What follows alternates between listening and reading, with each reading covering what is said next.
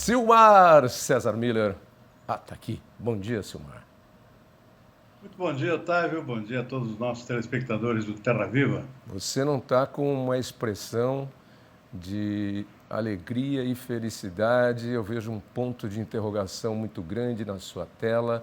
Troquei as pilhas da minha bola de cristal, mas nós vamos falar sobre isso daqui a pouco. Porque agora eu quero saber das cotações, porque senão depois a gente vai para o final e já desatualizou, porque o mercado é muito rápido. É verdade. E principalmente da preocupação em relação ao petróleo, porque agora analistas já preveem que, inclusive, em caso de um confronto da OTAN, né, e da ONU contra a Rússia, ou seja, nós teríamos aí uma divisão geopolítica muito grande no mundo e o mundo não seria mais o mesmo como esse que a gente vive desde depois da Guerra Fria, que procedeu aí a Segunda Guerra Mundial. Bem, como estão as coisas?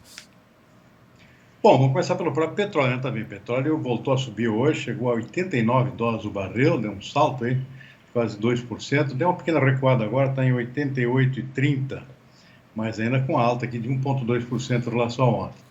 E como você disse, é o reflexo direto dessas tensões lá na região do Mar Negro, essa possibilidade de uma invasão da Ucrânia por parte de forças da Rússia, consequentemente levando a um conflito aqui entre as forças da OTAN com os países aliados à Rússia, entre os países Belarus, por exemplo, para tentar evitar que a Ucrânia fique uma espécie de satélite russo, como na época da União Soviética. Por outro lado, a Rússia não quer que a OTAN, que a Ucrânia passe a integrar a OTAN, as forças do Ocidente aqui que se contrapõem a isso.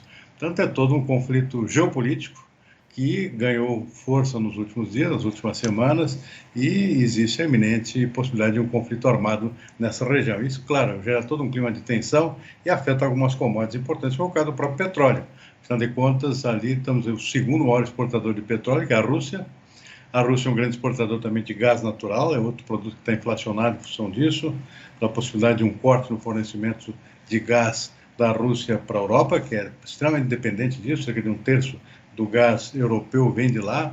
Enfim, tem todo um impacto na economia, uma possibilidade de um conflito armado na região. Isso está afetando bastante as commodities, o petróleo é um deles, é uma delas, e o outro é o trigo. O trigo subiu muito nos últimos dias, hoje está dando uma recuada aqui, caindo aquele chamado dia de realização de lucro. O preço subiu muito, ontem subiu quase 3%, o pessoal resolveu vender um pouquinho, o trigo está caindo agora há pouco na Bolsa de Chicago, 1,6%.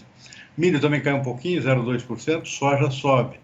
E a soja está refletindo exatamente a situação aqui do Brasil e da América do Sul. Tá? A gente viu a notícia aí do desastre que está acontecendo no Rio Grande do Sul, e que se soma a outros aqui que já aconteceram no Paraná para baixo, que é uma quebra monumental da safra de soja, uma safra que já vai ficar abaixo do ano passado, vale menos de 130 milhões de toneladas. Nós estamos falando aqui de alguns dos principais estados produtores, né? O Paraná, o Rio Grande do Sul é o segundo maior produtor de soja atualmente, é o primeiro produtor de milho da safra de verão, e ambas as culturas sofreram aqui um impacto considerável por falta de chuva. Quebra de quase 50% da safra gaúcha de soja, metade, portanto, 49%, e 70% de perda na safra de milho. É um desastre total. Isso, claro, tem impacto nacional, tem impacto na inflação, a gente pode falar disso na sequência. Mas terminando aqui as cotações, então soja refletindo a situação sobe hoje 0,4% e vai subir mais, possivelmente, porque não está ainda refletindo a exata dimensão dessas perdas na América do Sul, que são muito maiores. Na Bolsa de Nova York, o algodão sobe 0,4%, café arábica volta a subir também 0,7%, apenas o açúcar entre as grandes culturas andando aqui um pouco na contramão e operando com a queda de 0,9%. O boi no mercado físico está recuando, acompanhando um pouco do mercado futuro. Hoje aqui, Araçatuba, no Oeste Paulista, uma queda forte, R$ 5,00, 1,4% para R$ 340 arroba. Esse é o retrato do mercado no momento, Davi, mas, como eu disse, uma tensão muito grande aqui em função de fatores geopolíticos que pode levar o mercado para altas novas a qualquer momento. E essas perdas monstruosas aí que nós estamos tendo aí na safra de soja, milho, parece que tem uma exceção aí para o feijão, a gente deu a notícia agora que pode ter uma boa produção no Paraná, mas se o clima ajudar. Mas isso fatalmente, como você disse, está refletindo no preço dos alimentos e no preço das inflações. E eu estava logo cedo hoje lendo as notícias, eu acordo cedinho, fazer uma opção de coisa, entre elas para já me atualizar. E na primeira página do UOL tinha uma informação de um assunto que a gente vem comentando aqui há semanas e desde o final do ano passado, que é a questão do empobrecimento da população, porque além do grande número de desempregados, a notícia que estava hoje na primeira página do UOL, agora deve estar mais para baixo, já porque eu não vi agora, é de que há 3 anos a inflação está comendo o salário do trabalhador, aquele que manteve. Porque quem tem reajuste abaixo da inflação. E muitos sequer têm reajuste. Então, e nesse período de 3 anos aí, que é um pouco pré-antes da pandemia já, né? Junta a pandemia depois, que não termina nunca, há a questão do empobrecimento e do dinheiro não está caindo no bolso. E todo mundo correndo aí, se mora de aluguel, vai procurar um aluguel mais barato, porque o senhorio anda sem dó do coitado do inquilino, o senhorio acha que é hora de estar trabalhando que nem coveiro, que nem funerária, né? É hora de esfolar o cara, entendeu? Aí quem pode se mantém, quem não pode vai para um aluguel mais baixo. Nos alimentos, o consumidor, você vê claramente no supermercado que ele está procurando mais opções de compra.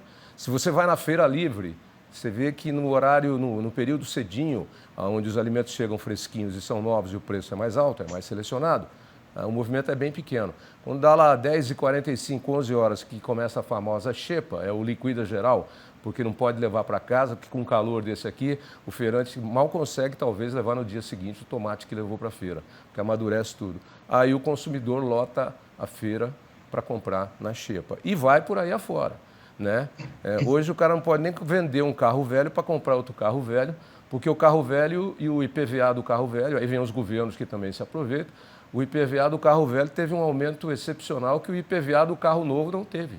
Então a gente fica assim assustado com o que está acontecendo. Chico Graziano na segunda-feira, falando, na segunda, ele fala na segunda, falando inclusive do aniversário de São Paulo, ele lembrou, e nós comentamos ontem isso aqui, da capacidade de abastecimento de São Paulo, que é um modelo da União de São Paulo, com o campo, nos alimentos e tal. E Chico lembrou o período da caristia, que é uma palavra que você conhece bem, quando faltavam alimentos no Brasil, e o Brasil era um importador de alimentos, não exportador. Hoje nós estamos numa situação onde essa palavra caristia também parece que começa a voltar ao vocabulário depois de muito tempo, como certas doenças aí que passaram e as pessoas deixaram de se vacinar, né? Sarampo, tuberculose, etc. e tal. Não precisa mais se vacinar, não. Não? Aí o negócio começa a voltar. E a tal da caristia também está por aí, né? Que é a falta de alimento, falta de comida e habitação, e saúde, e escola, e segurança pública. É uma conjunção de fatores aqui extremamente negativos, que coincidem com 3 anos praticamente de não aumento de salários. Ao mesmo tempo, nós tivemos aqui essa explosão da inflação, exatamente já por consequência da pandemia e outros fatores, ultrapassando os 10%, chegando a 11%, mais de 11% já acumulados até agora, com tendência a continuar. E é claro que isso afeta exatamente, como você lembrou, as populações mais pobres, né, que além de ter uma renda uma renda pequena, não tem reajuste, sem contar o desemprego, que afetou bastante uma boa parte dessa população de baixa renda, sobretudo. E a perspectiva aqui não é muito otimista, tá vendo? Saiu hoje, você está dando a notícia aqui, o IPCA 15, que é uma prévia da inflação oficial. O IBGE divulgou hoje, veio um índice 0,58%, 0,6%, que veio um pouco abaixo de dezembro, mas acima da expectativa dos analistas. Esperavam um índice menor. Isso já reflete em boa parte do começo do impacto de uma coisa nova, que não é boa, tá vendo? Que é consequência dessas quebras da safra de grãos que estão acontecendo aí no sul do país, como essa do Rio Grande do Sul. O impacto nos preços dos alimentos. Tem um efeito em cadeia. Nesse índice aqui de janeiro já tem impacto em alguns alimentos, que reflete condições ainda do ano passado, que é o caso do café. O café é 6,5% nesse mês de janeiro, refletindo ainda a situação de quebra de safra que começou lá na metade do ano passado. Mas agora o que tem pela frente é o impacto da quebra da safra de grãos. Ou seja, perdas no milho são monumentais. A primeira safra é um desastre. Não tem pouco milho no primeiro semestre. Né? Precisa de importações, vai ser um milho mais caro, já está refletindo isso diretamente no mercado, saca de milho acima de R$ 100. E agora a soja, né, com essa quebra monumental no sul do país, não tem uma safra menor, os preços sobem também, sobem inclusive no mercado internacional, a importação não vai resolver nada, isso significa também preço mais alto do farelo de soja, que é outro ingrediente fundamental da ração animal. Sobe a ração, sobe o preço do frango, do suíno, dos ovos, do leite, são dependentes desse tipo de alimentação. Em suma, a perspectiva para a inflação não é muito boa. E isso se agrega, Tavinho, com esse outro dado que você citou hoje aí, que é o PIB brasileiro para esse ano. O PIBinho próximo de zero, né? Um desastre, uma vergonha. É muito abaixo de qualquer outro comparativo de países que estão crescendo bem mais que isso. México, até a Argentina está crescendo mais do que o Brasil esse ano. E com a tendência de piorar, porque com o impacto agora do agronegócio perdendo volume de produção, você vai ter o agronegócio não ajudando a melhorar o PIB, como aconteceu nos últimos anos. O agronegócio salvou o PIB brasileiro. Esse ano vai ser difícil, porque nós estamos tendo perda também na produção desse setor importante da nossa economia também. Então, o cenário não é nada agradável pela frente. Certo, é PIBinho, porque é um número ínfimo. É quanto? Então, 0, quanto? 0,3? 0,3. Porque você sabe que jornalista tem mania de economizar e às vezes arredondar para mais ou para menos. Eu me lembro que uma vez eu estava com um texto na mão e alguém escreveu lá que o montante era de quase 1 bilhão e 300 milhões de dólares. E aí o jornalista, eu olhei e o correto não era 1 bilhão e 300, era 1 milhão e 270. E eu até corrigi no ar, falei, bom, se quem escreveu isso aqui acha que 30 milhões de dólares são fáceis de ganhar assim na vida, por favor, me dê a receita, porque arredondou de 1 bilhão 270 milhões de dólares para 1 bilhão e 300 milhões, então é a mesma coisa aqui. Quando fizeram a nota, botaram esse número próximo ao zero, eu falei, bom, então não é número, porque zero não é número, zero é nada. Né? Então é 0,3, é PIBinho. Você usou o termo certo, é PIBinho, é zero, é PIBinho. Preocupante, né? O pior é o seguinte, Davi, a previsão para o ano que vem, quando existe uma tendência de melhora, até com o esperado fim da Covid, né? A projeção do FMI para o PIB brasileiro é de 1,6, ou seja, não acrescenta nada, 1,6 sobre zero, né? Imagina. Ano que vem. Ano que vem. Temos que chegar até lá. Vem cá, a gente está meio aqui com tempo longo, mas tem assunto. A exportação de peixe cresceu, a exportação de frango também, 2 setores que aparecem aí bem. Isso é boa notícia, né, Silmar? Do feijão a gente já falou, se o tempo ajudar. Isso eu pergunto para a Karine depois. Mas o frango e o peixe exportando é boa notícia.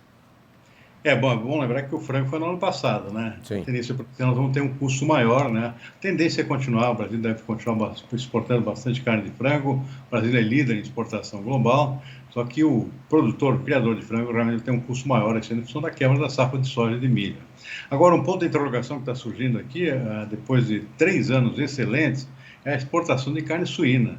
A tendência é de queda, não vai ser difícil repetir o desempenho dos últimos anos, pela simples razão de que o nosso principal cliente, que é a China, está recompondo o seu rebanho suíno, depois das perdas causadas pela peste suína africana, vai precisar de menos carne importada, carne suína. Então isso vai afetar bastante a nossa suinocultura, ou seja, vai estar exprimido entre um custo mais alto e menos clientes. Então, e o preço já está refletindo essa situação. Está preocupando bastante, uma queda muito forte nos preços do suíno, tem suinicultor já pagando para produzir, para trabalhar. É uma situação invertida daquela dos últimos anos que começa a preocupar bastante.